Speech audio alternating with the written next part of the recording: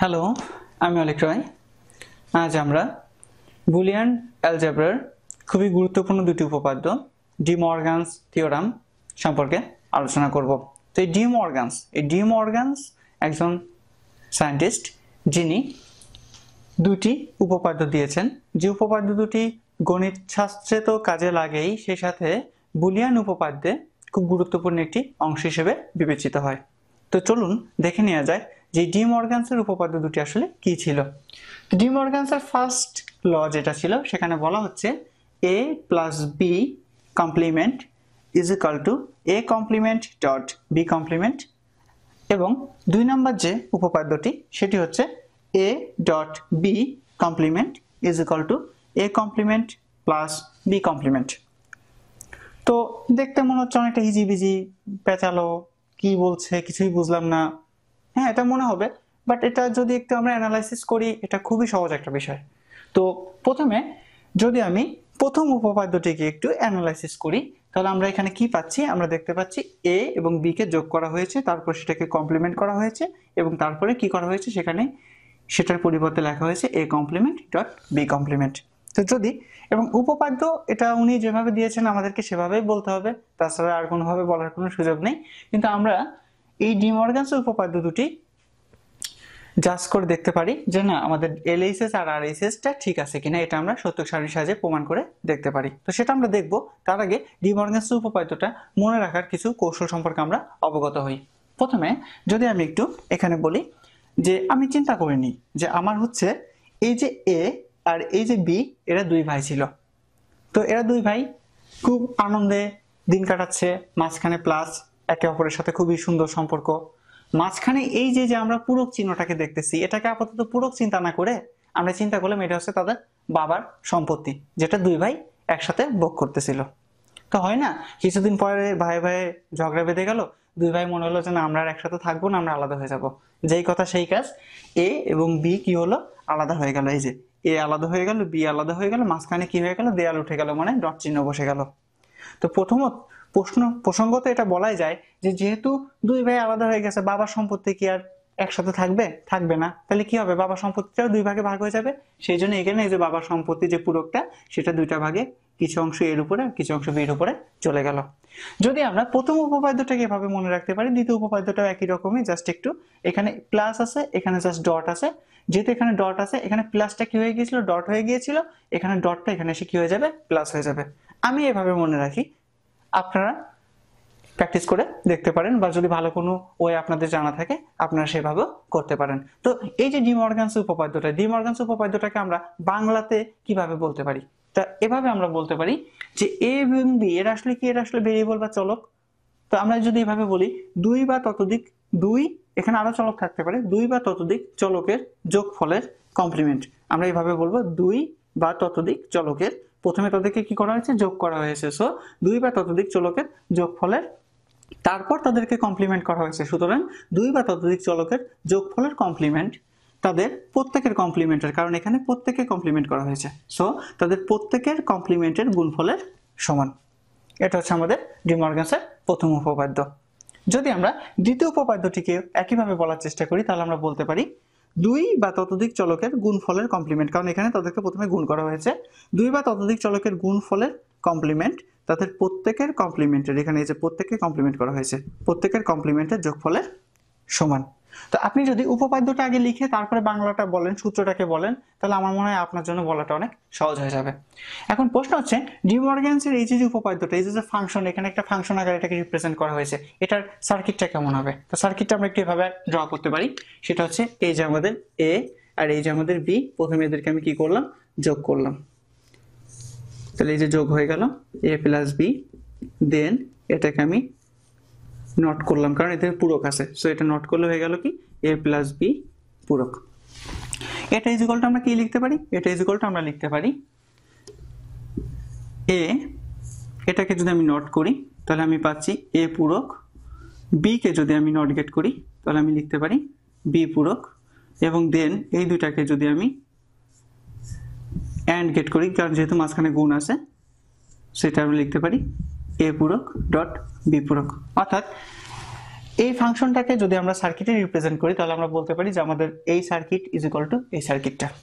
একইভাবে যদি আমি দ্বিতীয় যে উপপাদ্য আছে বা যে ফাংশনটা আছে সেটাকে যদি সার্কিটে রূপান্তর করি তাহলে আমি এভাবে লিখতে পারি, প্রথমে আমি দুইটা ইনপুট নিলাম এ বি, এটাকে যেহেতু আমাদের প্রথমে গুণ আছে সো আমি কি করব, প্রথমে গুণ দিলাম অর্থাৎ অ্যান্ড করলাম, তারপর সেটাকে আমি কি করলাম, নট গেট করলাম। তাহলে হয়ে গেল কি, এটা যেহেতু এ বি আসলো তাহলে এটা হবে এ বি কমপ্লিমেন্ট। একইভাবে ইজ ইকুয়াল টু এটা আমাদের করতে হবে। তাহলে আমরা এটা কি করতে পারি, এই যে এ কে প্রথমে নট করলাম হয়ে গেল এ কমপ্লিমেন্ট, দেন বি কে আমি নট করলাম হয়ে গেল বি কমপ্লিমেন্ট, এবং দেন এই দুটাকে আমি কি করব, যোগ করব, কারণ মাঝখানে যোগ চিহ্ন আছে। সো আমি লিখতে পারি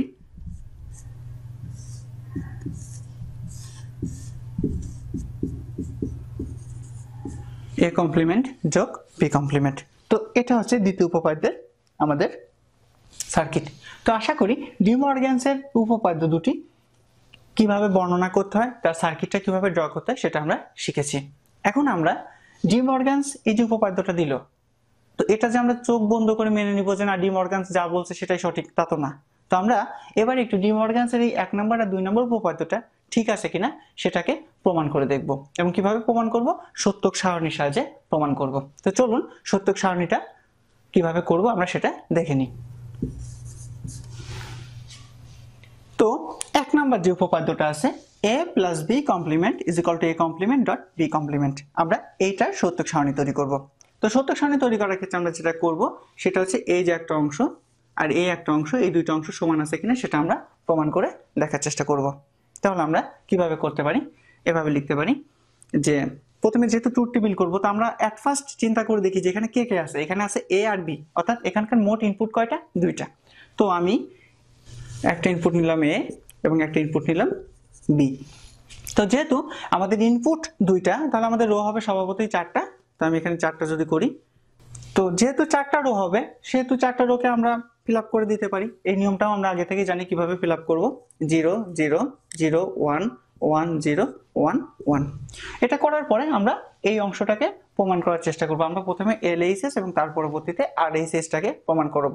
তো প্রথমে যদি আমরা LHS অংশটাকে প্রমাণ করার চেষ্টা করি, LHS অংশটাকে আনার চেষ্টা করি যে এর ভ্যালুটা ট্রুথ টেবিলে আসলে কিভাবে আসে, তাহলে আমরা যে কাজটা করব সেটা হচ্ছে a প্লাস বি, অর্থাৎ এ আর বি কে আমরা প্রথমে কি করব, যোগ করব। তাহলে যোগ করলে আমরা কি পাচ্ছি, আমরা সবাই জানি বুলিয়ান যোগ বা অর এর নিয়মটা, সেটা হচ্ছে 0 1 1 1, এটা আমরা সবাই জানি। এরপরে আমরা কি করব, এটাকে পূরক করব, কারণ আমরা তো কেবল যোগ করেছি, পূরক তো এখনো বাকি, তাই না? তাহলে পূরকটা যদি আমি করি তাহলে আমি লিখতে পারি a প্লাস বি পূরক ইজ ইকুয়াল টু, পূরকের কাজ কি, পূরকের কাজ হচ্ছে 0 কে 1 আর 1 কে 0 করে দেওয়া। তো এখানে যেহেতু 0 আছে 0 হয়ে গেল 1 আর বাদ বাকিটা হয়ে গেল কত, 0। এটা কিন্তু আমাদের প্রথম উপপাদ্যটা প্রমাণ হয়ে গেল। এর প্রথম উপপাদ্যের প্রথম অংশটুকু LHS অংশটাকে আমরা পেয়ে গেলাম, এটা হচ্ছে আমাদের LHS। এরপরে যদি আমরা এই অংশটুকুকে নিয়ে অ্যানালাইসিস করি তাহলে আমরা এখানে দেখতে পাচ্ছি আমাদের আছে কি এ পূরক আর বি পূরক। তো আমাদের এখানে কোথাও তো এ পূরক বি পূরক নাই, তাই না? তাহলে আমরা এ পূরক আর বি পূরককে বানিয়ে নেব। কিভাবে বানাতে পারি, এখানে ফার্স্ট আমি এ পূরক তৈরি করব। এ পূরক মানে কি, এ কে পূরক করব, অর্থাৎ এর এই যে ভ্যালুগুলো আছে সেগুলোকে আমরা 0 কে 1 আর 1 কে 0 করে দেবো। তো যেহেতু এখানে আমরা দেখতে পাচ্ছি কি এখানে আস্তে আস্তে আমাদের 0 0 1 1, তো আমরা এখানে যেটা করব সেটা হচ্ছে যে প্রথমে যেহেতু 0 আছে সেটা 1 হয়ে গেল, 0 1 হয়ে গেল, 1 0 হয়ে গেল, 1টা 0 হয়ে গেল। দেন আমরা বি পূরক করব। তাহলে বি পূরক যদি করতে চাই, বি পূরক করতে গেলে আমরা বি কে আমরা কি করব, বি এর ভ্যালুগুলোকে আমরা চেঞ্জ করব। সো এখানে বি তে আছে প্রথমে 0, সেখানে হয়ে গেল 1, এখানে আছে 1, সো এটা হয়ে গেল 0, এটা আছে 1 0 তাই 1 হয়ে গেল, এটা 1 আছে তাই এটা হয়ে গেল 0। তাহলে আমরা এখান থেকে কি খুব সহজেই এ পূরক বি পূরকটাকে তৈরি করে ফেললাম। এখন আমরা দেখতে পাচ্ছি কি RHS অংশে কি আছে, RHS অংশে এ পূরক ডট বি পূরক আছে। তাহলে আমরা কি করতে পারি, জাস্ট এ পূরক ডট বি পূরক যদি করি তাহলে আমরা 1.1 ইজ ইকুয়াল টু 1 এবং বাদ বাকি তিনটাকে আমরা 0 বসাই দিতে পারি, কারণ আমরা বুলিয়ান গুণের নিয়মটাও সবাই আগে থেকে জানি। এখন খেয়াল করে দেখুন এই অংশটা হচ্ছে আমাদের RHS। খুব সহজেই আমরা দেখতে পাচ্ছি LHS আর RHS এর অংশটা মিলে গিয়েছে। কেন, কারণ প্রথম রোতে 1 ছিল, এখানেও প্রথম রোতে 1 আর বাদ বাকি তিনটা রোতে 0, এখানেও বাদ বাকি তিনটা রোতে 0।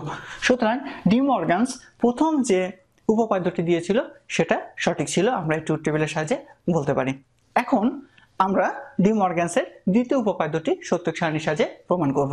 তো চলুন।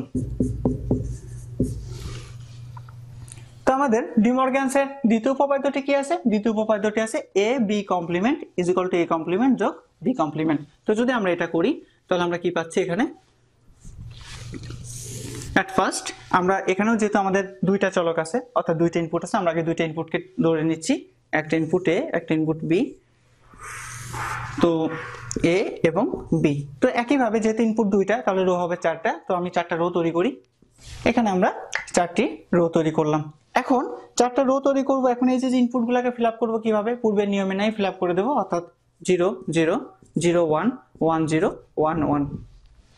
তো এখন আমরা এ এবং বি ইনপুটকে পেয়ে গিয়েছি। এখন আমরা পর্যায়ক্রমে LHS আর RHS টাকে প্রুভ করব। দ্যাট ফার্স্ট আমরা যদি LHS অংশটাকে প্রুভ করি, LHS অংশটাকে তৈরি করি, তো কিভাবে তৈরি করতে পারি? আমরা লিখতে পারি এ বি, কারণ এখানে আমরা প্রথমে দেখতে পাচ্ছি এখানে কি আছে? এ আর বি কে গুণ করা হয়েছে, তারপরে কিন্তু কমপ্লিমেন্ট করা হয়েছে। সো গুণ করলাম, গুণের নিয়ম আমরা সবাই জানি, 0 0 0 0 0 এবং এট লাস্ট এসে হয়ে গেল 1। এখন প্রশ্ন হচ্ছে এটাকে আমরা কমপ্লিমেন্ট করব। কমপ্লিমেন্ট কিভাবে করব? এ বি কমপ্লিমেন্ট। তো কমপ্লিমেন্টটাকে আমরা কিভাবে করতে পারি? জাস্ট আমরা সবাই জানি কমপ্লিমেন্টের নিয়ম হচ্ছে 1 কে 0 আর 0 কে 1 করবে। সো 1 1 1 0। তাহলে আমরা এ বি কমপ্লিমেন্টের মানটা পেয়ে গেলাম, অর্থাৎ LHS এর মানটাকে আমরা পেয়ে গিয়েছি। এখন আমরা RHS এর মানটাকে বের করব। তা RHS এর মান বের করতে যাই দেখছি আমাদের আছে কি এ পূরক আর বি পূরক, তারপরে সেটাকে যোগ করা হয়েছে। তো আমরা এ পূরক আর বি পূরকটাকে তৈরি করে নেব। তো তৈরি করব কিভাবে? এই যে যদি আমি এ পূরক তৈরি করতে চাই তাহলে স্বভাবত এর ভ্যালুটাকে আমরা কনভার্ট করে পূরক করব। তাহলে যেহেতু এখানে 0 0 1 1 আছে, এখানে হয়ে যাবে 1 1 0 0। একইভাবে যদি আমি বিটাকে বিপূরক করতে চাই তাহলে এইখানকার ভ্যালুগুলোকে আমি কনভার্ট করব। তো এখানে যেহেতু আমি দেখতে পাচ্ছি কি যে বিতে আছে 0 1 0 1, সো এখানে হয়ে যাবে 1 0 1 0। তো এখন আমরা কি করব? এই দুইটাকে যোগ করব। সো যদি আমি এখানে যোগ করি এ পূরক প্লাস বি পূরক, এটা ভ্যালু আসছে 1 যোগ 1 ইজ ইকুয়াল টু 1 1 0 1 0 1 1 0 যোগ 0 ইজ ইকুয়াল টু কত? 0। এটা হচ্ছে আমাদের RHS। তো এখানে খেয়াল করে দেখুন যে LHS এ কি আছে? প্রথম তিনটা রো 1, প্রথম তিনটা, এখানেও প্রথম তিনটা 1, তারপর এখানে একটা 0, এখানেও একটা 0, অর্থাৎ দ্বিতীয় উপপাদ্যটাতেও LHS আর RHS এর ভ্যালুটা আমাদের মিলে গিয়েছে। সুতরাং আমরা এখন বলতে পারি যে না, ডি মর্গ্যানসের দ্বিতীয় উপপাদ্যটাও সঠিক ছিল। এইভাবে আমরা ডি মর্গ্যানসের উপপাদ্য দুটিকে বিশ্লেষণ করতে পারি। ডি মর্গ্যানসের উপপাদ্য বহু লজিক সার্কিটকে সিম্পলিফিকেশন করার ক্ষেত্রে ব্যবহৃত হয়। পরবর্তীতে যখন লজিক সার্কিটগুলা কিভাবে সিম্পলিফিকেশন আমরা করি সেটা যখন আমরা দেখব, তখন আপনারা ডি মর্গ্যানসের উপপাদ্যের গুরুত্বটাকে অনুভব করতে পারবেন। তো আশা করি ডি মর্গ্যানসের উপপাদ্যটা কি, ডি মর্গ্যানসের উপপাদ্যটাকে কিভাবে বিশ্লেষণ করা যায় সেটা সম্পর্কে আমরা বিস্তারিত জেনেছি। পরবর্তী ক্লাসগুলো দেখার জন্য আমন্ত্রণ সবাইকে। সে পর্যন্ত ধন্যবাদ।